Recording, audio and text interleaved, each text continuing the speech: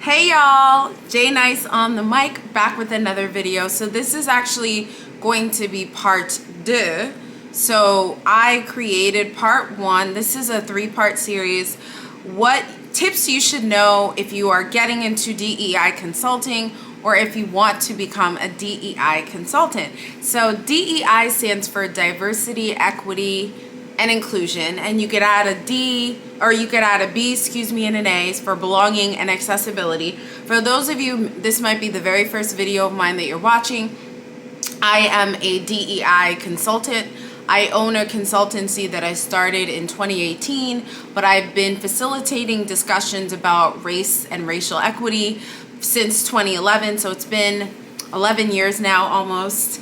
And I often get asked the question, people will slide into my LinkedIn DMs and they'll be like, hey, I see you doing this and I see you doing that. How do you get started? So I thought that it was helpful to provide a video that I could point people to when they ask me for tips on breaking into the DEI space, if you want to become a DEI consultant, or even if you want to do DEI work internally within an organization. These are some tips. So I wrote down 9 different tips that I would recommend. Well, actually, I wrote down 12. So I'm going to share in this video 3 or 4 tips that you want to. I'm going to share 3 or 4 tips that will be helpful for you on your DEI BA journey, for those of you who want to break into the industry, or for those of you who are maybe just starting out, and maybe even those of you who are seasoned. These tips may be helpful or interesting for you as well. So tip number 1 is asking yourself, are you going to go the internal route or are you going to go the external route? This isn't something I really thought of in a lot of detail when I was starting out. When I graduated school, when I got my PhD, I wanted to go the internal route. I didn't know the difference at the time, but I knew I wanted to work for a company because that was all that I was fed growing up. It's like, you go to school, get a good job. Go to school, get a good job. Even though my parents were entrepreneurs, my parents owned multiple businesses. My parents had a grocery store in Washington, D.C. when we were growing up. They also owned a restaurant when we were growing up. So I saw my parents being entrepreneurs without really realizing it or thinking about it. And my mom was also a cosmetologist. So my parents did a lot of different things.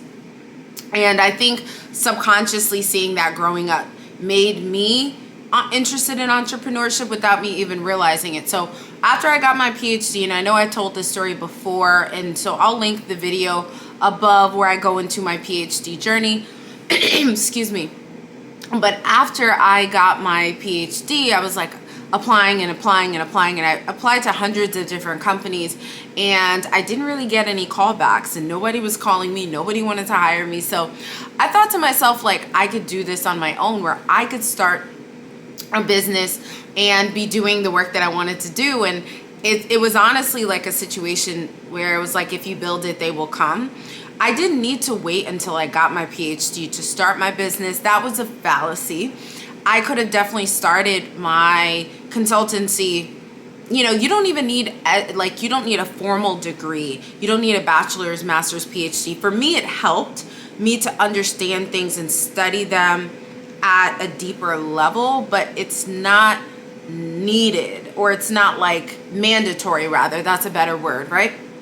So I could have started my business, but I waited because I felt like, as a Black woman, I feel like people always invalidate your credentials, and we have to be, unfortunately, like twice as good as our non-Black counterparts. So I felt like, what better thing to do than to pursue a PhD in organizational psychology, because I was really interested in workplace inequities, right? And so random sidebar, right? I was looking through old papers and I found a paper I wrote in my master's program before I knew I wanted to do DEI. I found a paper that I wrote about, it was called The Dark Side of Cognitive Bias, and I was looking at racial bias.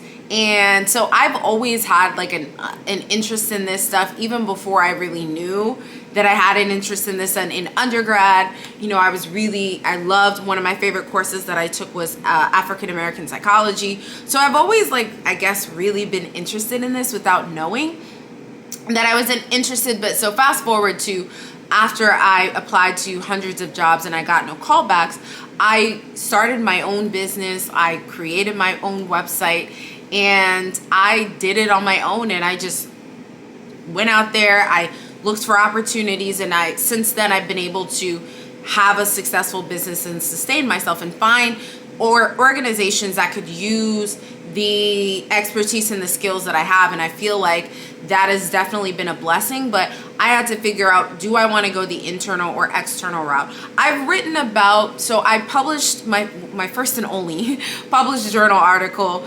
looked at the difference between external and internal consultants. So I'll leave a link to the journal article below, but it's behind a paywall. So if you want a copy of the article, send me an email. My email is in the description bar below. Send me an email and I'll send you the full article. But I wrote an article about this, and the article I think is helpful for folks who don't know if they want to go the internal or external route.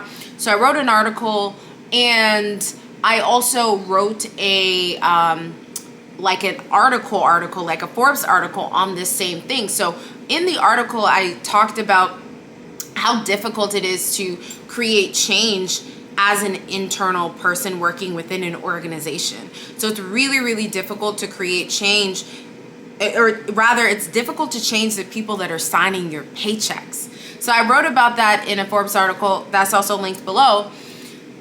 And so I think you have to figure out what route you want to go. I'm biased because I have only worked externally, and I think as an external consultant, I'm able to create changes in a way that is different from an internal person. Sometimes as an internal person, there's a lot of office politics, and there's a lot of like barriers to actually creating changes. And as a person that's an outside entity, I'm not affiliated with the organization, I have more power to say what needs to be said, to implement structures and systems that will promote equity and remove barriers. And I can do and say a lot more. I can talk about white supremacy and anti-blackness and things that I probably wouldn't be able to talk about internally, right? And so you have to figure out, do you want to go the internal route, which is working as a head of DEI, a chief diversity officer, a diversity manager, where you're doing diversity work for an organization? Or do you want to start your own business, which is the route that a lot of DEI consultants go, where they start their own consultancy, and that's the route that I went, where I was like, I want to work for myself. I don't want to work for nobody. And I didn't know back then, it wasn't that long ago, but it feels like so long ago. I didn't know how it was going to go, right? So this was 2018. This was pre the resurgence of the Black Lives Matter movement. This was pre the murder of George Floyd. This was pre COVID. And, you know, I had my first speaking engagement. I didn't even know, not my first speaking engagement, my first DEI workshop. And I didn't even know how much to charge, right? I just Googled and did some, digging and all of that. And I think I charged like $2,800 for my first training, right? I was like, I normally charge $3,000, but I'll give y'all a deal. I didn't know how much to charge for this training, right? And this was an in-person training because, again, this is pre-COVID. And y'all are getting all the tea because I really believe in pay transparency and be transparency around rates and all of that. So, yeah, my first workshop, I charged $2,800. So I told them I was giving them a deal. This was my first training I ever did. And it went terribly, and I talk about it in my first book, Dirty Diversity. I've linked that below if you want to grab the book. But I talked about it in that book, when I talked about my failures, and the training just sucked. It wasn't like that good of a training, but they found me through my writing or through my LinkedIn because I was very active on LinkedIn. So, I think that it's really important to figure out, do you want to do this work internally or externally? You have to choose because you can't do both. It's almost impossible. I do know some folks that do both, actually. I just think it's difficult. It's not impossible, let me say. But I know some folks that work as a head of DEI but also do consulting, and I just think it's very difficult and it's challenging. So I think you have to figure out, do you want to work internally? Some folks would rather just go into an office, do the work, and then leave. And there's some beauty in that. There's somewhat of security. I don't think any job is secure, but you have a consistent paycheck, right? Every 2 weeks, you know you're gonna get paid. That's nice, right? You don't have to worry as much as when you are a business owner. You eat what you kill, essentially. So if you don't find food to hunt, you go starving. So essentially, if you don't have clients, you don't make money.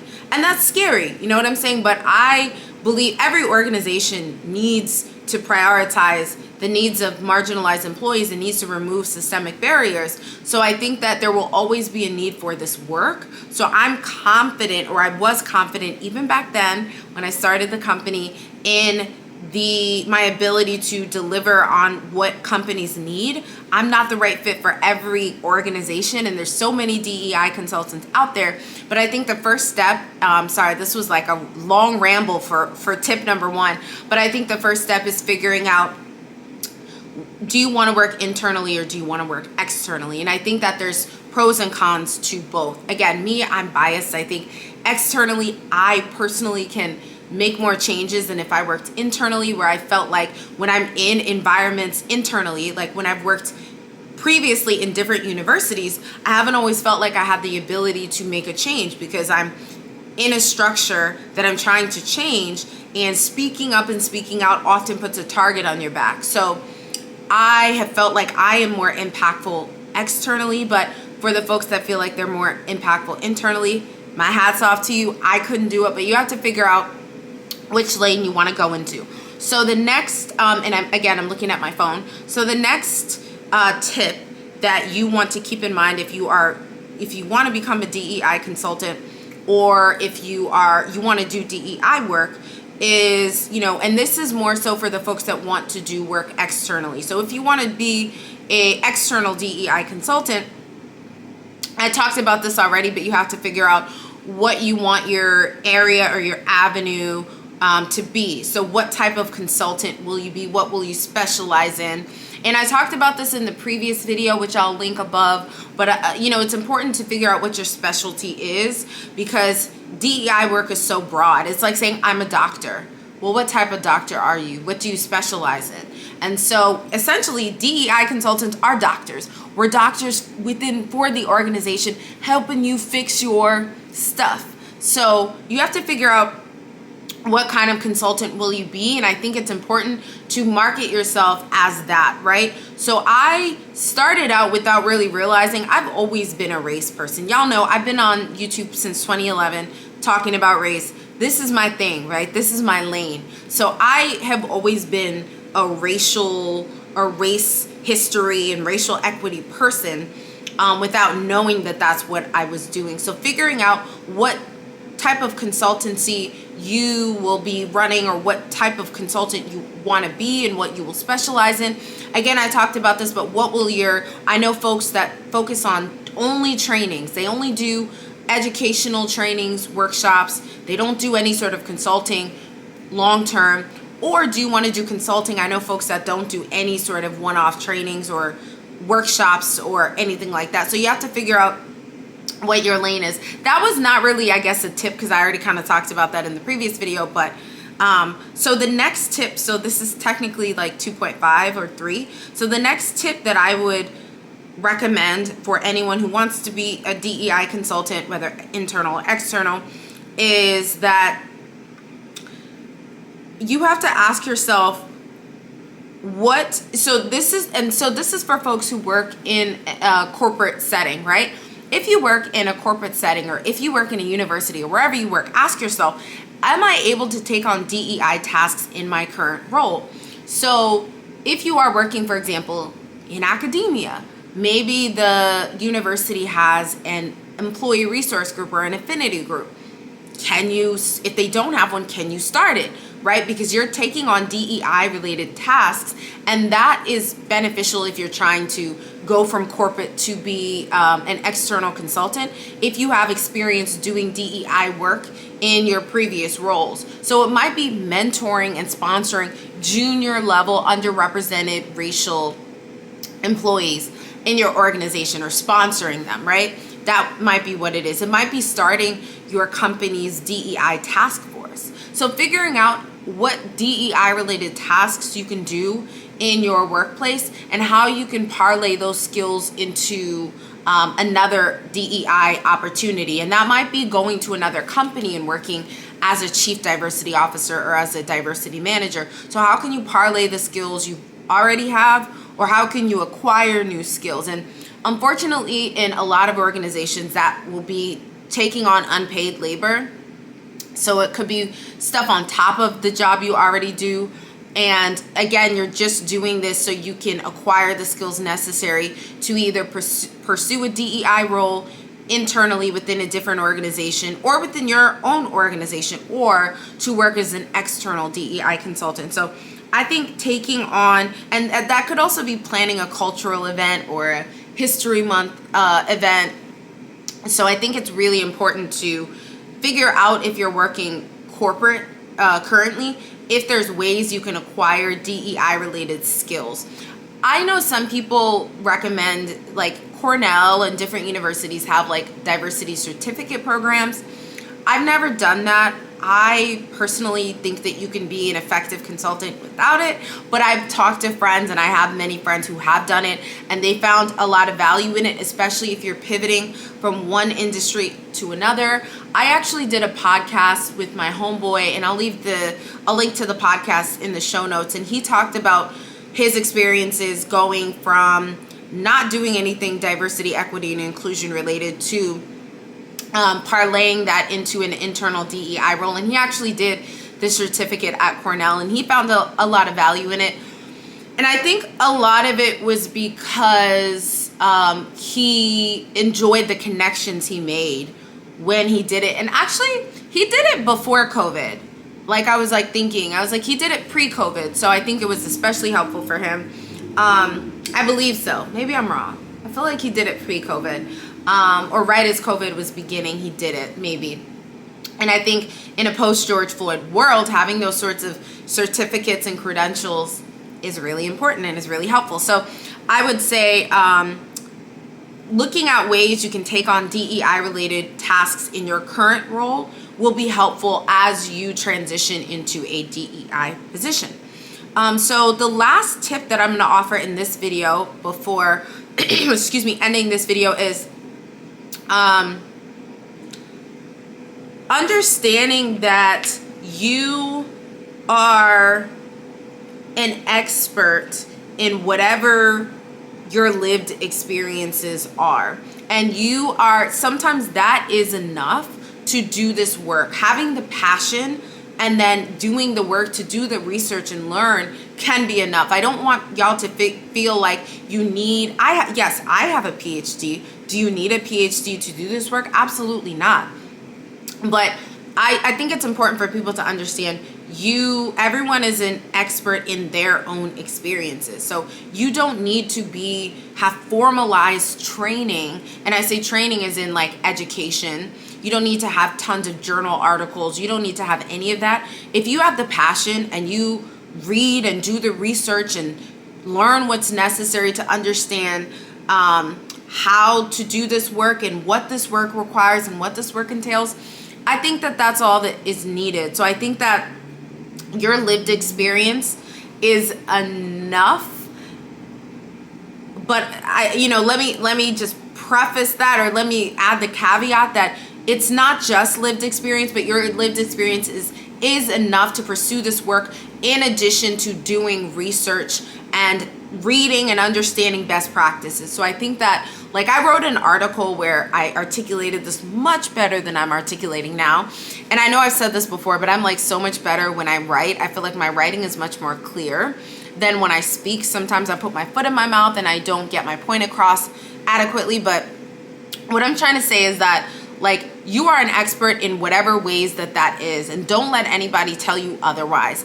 I felt like since I've been in this space, there are OGs in the game, and there are people who've been in this space since, or for decades, right? And sometimes I remember when I started out, or when I started my consultancy in 2018, I felt like, damn, there's a lot of people that have been doing this work for longer than me. What makes me an expert, or why would a company want to hire me? And I think that my expertise and my the advantage that I bring into a workplace is I have the research. I've studied these things. My dissertation was on hiring bias and looking at the ways that disclosure and disclosing and aspects of a person's identity can impact their likelihood to get hired.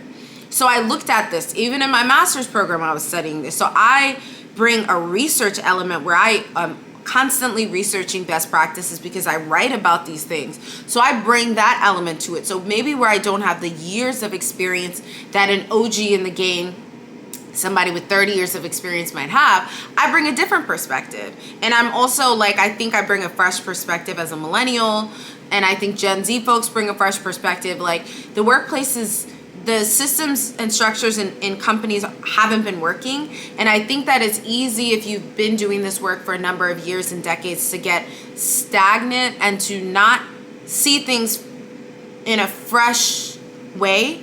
And I think that different generations of folks and people coming in from other industries bring a different perspective. So that was kind of like a confusing and long-winded way to say, like, you are an expert in whatever ways that is, and whatever your experiences are valid, and don't let anybody tell you otherwise. Because I definitely went through imposter syndrome in this industry, and I felt like, I don't know, it kind of felt like gatekeepy in the beginning. When I started out, I was like, do I have the credentials? Do I know what yes, Janice, you have a PhD in this stuff. And on top of it, you have a passion for it. You've been talking about it for however long. You've been doing panels. So yes, I say all that to say, you are an expert in whatever ways you're an expert. Lived experience is very important. Lived experience is extremely important, but it's not all that there is. So I hope that made sense.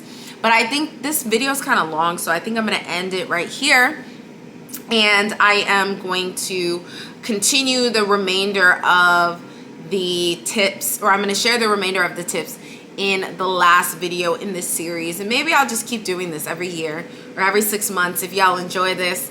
I know that folks, have been sliding in my DMs on LinkedIn, and they've been like, I saw your video, or can we meet? Can we chat? Can we have a coffee date? And when I hop on a coffee date with them, they'll be like, I saw your YouTube video. And I'm like, oh gosh, that video is super cringy, and it's like old from pre-pandemic world. So I knew what I was talking about then, but I don't know if it's 100% relevant anymore. Some of the stuff still sticks. It's like evergreen. But yeah, that's where I'm going to end today's video.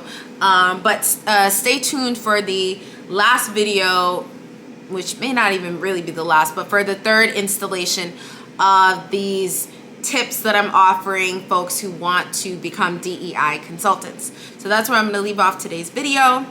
I will check y'all out in the next video.